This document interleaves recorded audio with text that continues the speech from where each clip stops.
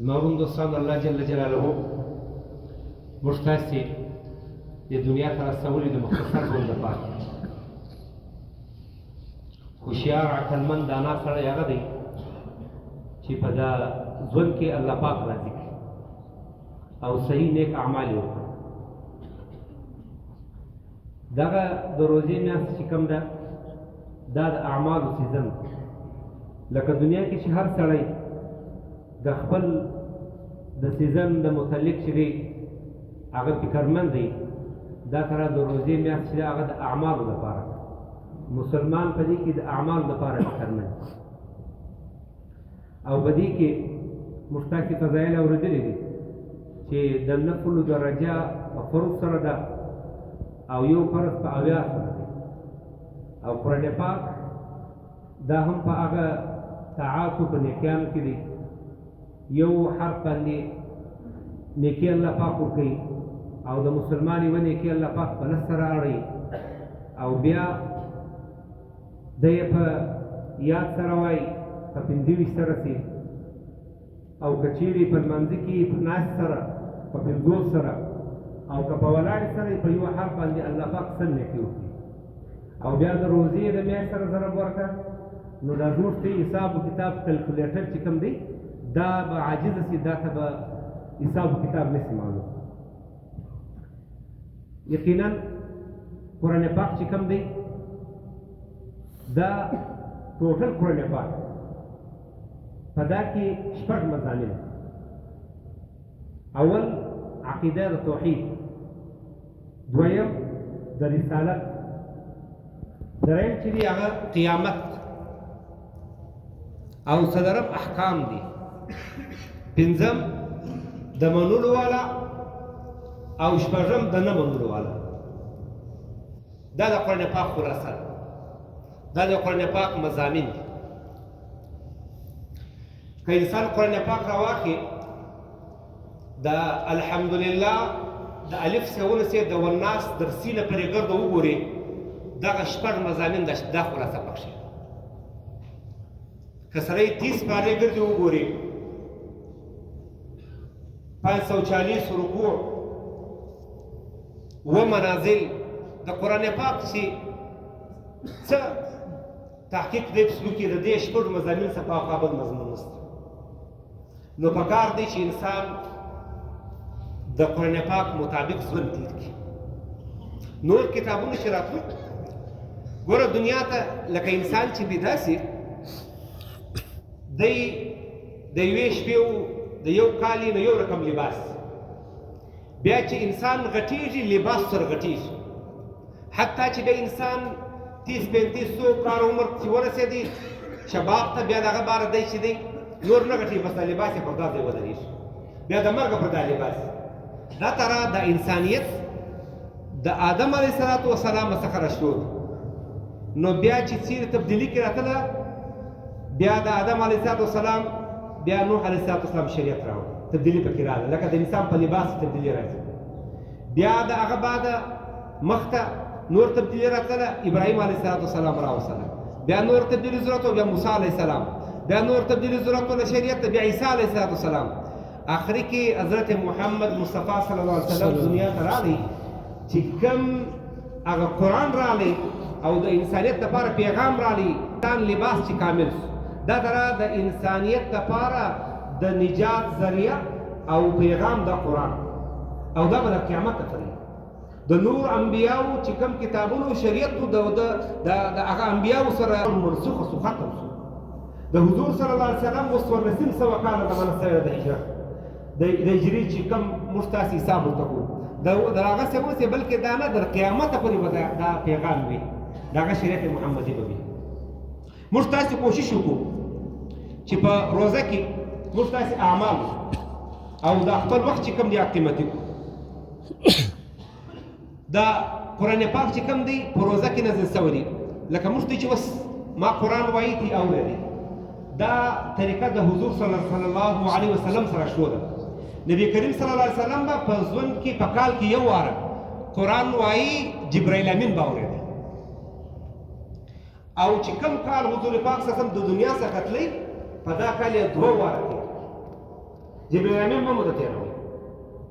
نو دا زموږ ستاسې نسبت هغه نسبت ته حساب ورته وکړي، فکر ورته وکړي، د حضور صلی الله علیه وسلم د جبرائیل امین نسبت. او دغه سره دا قرآن چې کوم دی حضور صلی الله علیه وسلم خاص طور راورېدو والا د سماع والا قرآن چې کوم دی شافعا و مشفعا، شفاعت کوي د خپل د ده هم او د بل چا هم. دا شفاعت کوي چې یو نبی او فرشته شفاعت نشي کولی لکه قرآن کې شفاعت کوي. نو حضور صلی الله علیه وسلم یو ورځ حضرت ابو موسی اشعري رضی الله تعالی عنه ته وویل ما ته قرآن ووایه زه اورم. حضور صلی الله علیه وسلم ته حضرت ابو موسی اشعري رضی الله تعالی عنه فرمایلی ولې زه ورته ووایم چې په تا قرآن نازل شوی زه ورته ووایم؟ هغه وویل نه ته ما ته ووایه ما ته خوند راکړي. حضرت ابو موسی اشعري رضی الله تعالی عنه ته وویل یو وخت حضور صلی الله علیه وسلم راغلی حضرت موسی اشعري رضی الله تعالی عنه ته ویل ما ستا قرآن اورېدی ولاړو په تاسې ویل که چیرې زه خبر وای چې ته ما پسې ولاړې ما به نور هم په خوشوازي ویلی. سید القرآ په صحابه کې حضرت ابی بن کعب رضی الله تعالی عنه، حضرت ابی بن کعب رضی الله تعالی عنه حضور صلی الله علیه وسلم ما ته قرآن ووایه. حضرت ابی بن کعب رضی الله تعالی عنه وایي قرآن زه ورته ووایم تا ته الله پاک حکم درکړی دی؟ حضور صلی الله علیه وسلم وویل الله پاک هم ستا قرآن اوري او زه هم اورم. نو دا د صحابو نسبت دی، د موږ تاسو ته ژبه سوي د قرآن وایي. پر دې باندې شکر ادا کړه که پر دې کې 15-19 منټه زیات ولګېږي، یو تکلیف زیات راسي، یو لږ څه ناګواري راسي، څه د طبیعت خلاف سي، موږ دا محسوس نه کړو بلکې دا سعادت وګورو. 13 روزه ټول انسانان موجود وو زموږ په خپلوان دې کال نشته. والله اعلم بل کال به بیا روزه به وي مفتي به وي، څوک نه الله تبارک. نو په دې پکار دی چې موږ تاسې په دې کې کوشش وکړو. ګوره حضرت امام ابو حنیفه رحمه الله دونه محنت کوي په روزه کې، کتابو کې راځي چې 1 شپېته یا 2 شپېته قرآن یې ختمول. وایي که په 10 ورځې قرآن ختموي په تراویح کې نو بیا 3 په تراویح شو، یو د ورځې و یو د شپې، د ورځې هم 10 د شپې هم 10 دا شپېته که په 10 په قرآن په تراویح ختمول لکه موږ چې یې په 10 شپو ختمو نو 2 شپېته قرآن شو. یو بعضې کتابو کې راځي چې یا 1 شپېته قرآن و، د ورځې د شپې یو وایي او یو یې په تراویح ختموي. د امام شافعي رحمه الله متعلق هم دا خبره لیکلې. امام شافعي رحمهم الله د مکې څخه مدینې منورې ته هجرت وکړ، د سفر دپاره ولاړې. امام مالک رحمهم الله هلته غټ عالم موجود و، ولازم علم حاصله و. 12 شپې سفر و پر اوښ باندې. زموږ تېره کم اوس موټران نه و، نه ایرکنډیشن و، نه سهولت و، نه د ټرین مسله وه، نه بل سهولت و. د اوښ سفر و. د هغه وخت 12 شپې پیدل هره ورځ چې به دی روان و په 24 ګنټې کې پر اوښ باندې سواري سره یو قرآن په 12 ورځو کې 12 قرآن ختم کړو. بعضې کتابونو کې 14 ورځې سفر 14 قرآن یې ختم کړو. داسې محنت یې کوي، داسې کوشش یې کوي. موږ تاسې کوشش وکړو د قرآن سره محبت وکړو، د اعمالو سره محبت وکړو، خپل وخت قیمتي کړو. یو عرض ګزارش دا دی، کوشش دا وکړو چې بعض کسان دا ته وخت خپل تېر سوی په خپل حافظه نشي جوړولی، په خپلو بچیانو کې سړی حافظ جوړ. څوک به نیت کوي چې انشاءالله خپل بچیانو کې سړی حافظ جوړوم. نیت اراده وکړه، وجود به الله ورکړي، ته خو نیت ورته وکړه چې زه انشاءالله په بچیانو کې یو حافظ جوړوم. دا به ستا شفاعت و مغفرت کوي. او د قرآن د حافظانو دپاره قطب الدین بختیار کاکي یو بزرګ تېر سوی دی، وایي دا خپلې مور واستوي ورسره قرآن یاد کړه، مدرسې ته ولاړ. اوله ورځ هغه د حافظ قرآن استاد ورته ویلې الف لام میم اوله پاره خلیل نه مې ورته وایي، د ټولو پاره ورته سناو. هغه سیقول دویمه پاره یې نه ورته واستوي، داسې شروع کړه، د ټوله پاره ورته سناو. هغه تلک الرسول درېیمه، څلورمه، پنځمه، غرض 14 سپارې په اوله ورځ د مدرسې ده چې دی یې ورته ووایي، هغه پسې ګرد دپاره پرې بیا هغه ورته وایي دا چیرې یادې کړي دي؟ و دا 14 سپارې مې یادې ولې ورسه دغه نور 14 سپارې په هغه استاد یاد کړه چې تا کوم 14 به یاد کړي. هغه بچی ورته فرمایي چې هغه بیا د وخت غټ بزرګ جوړ شو قطب الدین بختیار کاکي هغه ورته وایي چې زما د مور 14 سپارې یاد دي بس هغه 14 د مور سره یاد دي اوس د 14 سپاره هغه محافظ نه د مور نه دي یاد او څه ته رایادول زموږ بچا زنانې چې اوس بچیان قراري موبایل ورکړي یو بل د کیل کوټ شی په لاس ورکړي چې هغه راځي هغه به قرآن ورته وایي د قرآن آیتونه به اورېدل په دغه بچی په دا غټېدو کې د تربیت کېدی چې 14 سپارې د مور په خېش کې یادي بیا به څنګه د وخت امام نه بیا به څنګه په ژوند کې برکات نه دا ترا تربیت یې کوي امام محمد صاحب خو زموږ د فقه امام دی د امام ابو حنیفه رحمه الله بعض وخت امامان امام ابو یوسف امام محمد ابن حسن شیبانی امام محمد صاحب چې راغی و امام صاحب ته ول زه ستا شاګردي کوم امام ابو حنیفه رحمه الله تعالی قرآن دی یاد دی هغه ول نه دی یاد ول وخت قرآن یاد کړ زما د داخلي شرط دی قرآن دی یاد حافظ ته داخله وکړو غیر حافظ ته داخله نه وکړو دی ولاړ یو هفته تېره شوه بېرته ورغلی هغه تا ته ما وویل ورته قرآن یاد کړه ته یو هفته بعد بېرته راغلې ده ورته ویلې حضرت ما په 2 ورځې قرآن یاد کړي داسې محبت یې و محمد ابن هشام یو عالم ته څه ویلي دا خپل ماما پسې وکړ هغه معلم و چې دا پلانه یې که دته نه ورمنو دون افسوس ورته اوس کور ته ولاړې قسم یې واخیستې ول در اساسه در کوره نه وځم چې قرآن مې نه یاد کړی په 3 ورځې قرآن یاد کړي بیا راووتې دا د انسان کمال نه دی چې خلک حیران شي چې دا څنګه دا معجزه ده د الله پاک دا قرآن په 22 کال نازل شوی لیکن موږ ته یې الحمدلله اوس په لږ شپه وایي بعض ځایو کې په 6 دی بعض ځایو کې په 3 بلکې د وفاق د امتحان تیاري کېدله یو حافظ اوس په دا 13 کال کې و خپل استاد څخه کښېنستی په 11 ګنټې کې مکمل قرآن سناو کې به دا پټی یوه غلطي یې نه ده کړې دا د قرآن معجزه ده چې زموږ د قرآن سره محبت سي مولانا محمد قاسم نانوتوي رحم الله د دارالعلوم دیوبند باني دی دا په سفر حج سره روان په کښتۍ کې یا پیاده په هغه ټیم کې حافظ موجود نه و د روزې ټیم راغی اول ورځ په صورتو سره یې هغه علماو ولې د قرآن څخه بغیر الان کې مسافر پر مسافر باندې روزه نه ده فرض کې چیرې دی باندې مشقت دی پرېږدی چې باد کې راګرځوی سي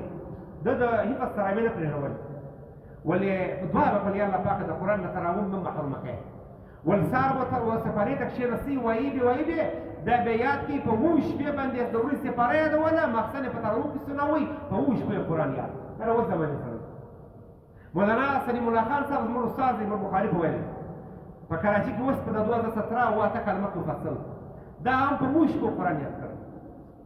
سار به سفاره ویله مقصد یې په تراوم کې سنوي دا د قرآن عشق و محبت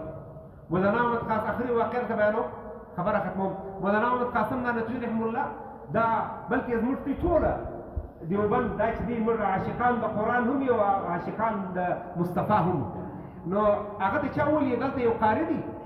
هغه ډېر ښه قرآن وایي ده چې واوري ورلې پاک لمونځ وکړي مقصد قرآن یې ډېر خوند ورکوي جلا جلا یې وایي ښه په ترتیل سره وایي ښه د حروفو تجوید خیال یې ساتي ښه په لهجې سره وایي ډېر خوند یې ورکوي راغی سهار بیا وروان شو هغه مقتدیانو هغه د ده مریدانو د ټولو حضرت ته روانې د دارالعلوم دیوبند باني او په یو قاري پسې قاري د عقیدې د لحاظه کمزوري دی بریلی دی هغه بریلوي پسې فتوا دې دا ده چې په دا طرح بریلوی چې هغه غالي وي هغه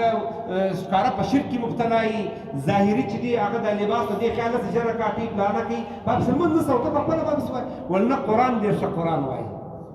د قرآن د عشق د وجوار له شاته پسې دا پسې لمونځ وکړي چې لمونځ یې وکړي د هغه بعد چې خلکو مخ راواړو ویل دي چې مولانا محمد قاسم نانوتوي رحم الله راغلی ګرد ورځ آزاد ته راغلی لاس یې شرملاو هغه چې کم قاري و هغه ته الله پاک توفیق ورکړي ورغلی لاس یې شرملاو کړي او ده ورته ویلې زه د دې لپاره ستا په مغز بد ګمان یې چې دی دیوبندی دی زه بریلوی یم او په فتوا پسې جاري کړې ده نه ستا قرآن ښه قرآن زه د قرآن دپاره د راغلی یم دا عشق قرآن زه راوصلم دلې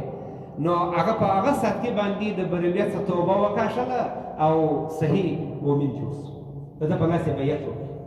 نو عرض مې دا دی چې موږ ته د قرآن سره محبت وکړو د روزه کې دا جمع شوي دي الحمدلله ګرد هغه کسان چې نه الحمدلله ټولنیز څه چې دې ته ګوري نه په دې کې یو بل تلوار کوي بس دا لپاره چې موږ خپل قرآن واورو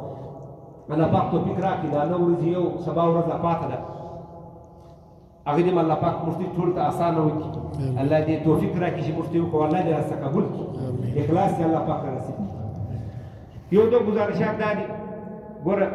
سبا خبر دې پر بیا انشاءالله د دې دوې تقاضې دي هغه بیانېږي نو یوه تقاضا دا ده د روژې لپاره موږ تاسې خپل نوم پېښ کړو دغه میاشته ده ګوره په دې کې انفرادي عمل خو موږ ټول کړو اجتماعي عمل څه انفرادي عمل د قطرې برابر اجتماعي عمل دا د سمندر برابر نو یوه روژه موږ ته وویلې یو عمل په څو په اویا د روژې بس روژه په څو سوله د هغه ته را په روژه کې یو قرآن ته وایه دا په څو په روژه کې یو سبحان الله وایه دا په څو یو استغفر الله وایه دا په څو نو په دې لپاره موږ تاسې کوشش وکړو چې موږ تاسې هر ملګری په دې کې د خپل مسجد د خپل جماعت سره خپل نوم ولیکي او جماعتوار خپل ترتیب برابر کړي کم سے کم موږ کوشش وکړو چې ډېر جماعتونه تیار د څو ورځې د دریو ورځو دپاره دی صحیح ده انشاءالله تعالی یو خو دا ضروري تقاضا یو عرض دا دی ګوره موږ قرآن ختموو دلې نو د قرآن پاک د ختمولو هم یو څه تقاضې وي یو څه آداب وي لکه د مسجد د دا طرح نو په دې کې زموږ په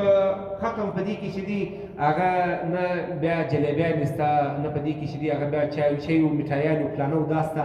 که هر سړی خوشحالي جوړوي منع نه دی انفرادي دی جوړ کړي واخلي کور ته دې یوسي هلته دې د خپلو ملګرو سره وکړي د مسجد خیال چې دی هغه موږ تاسې وساتو په دې خامخا د چا په ذهن کې به یو خبر وي هغه دې کوشش وکړي چې موږ تاسې ګوره د دې خیال وساتو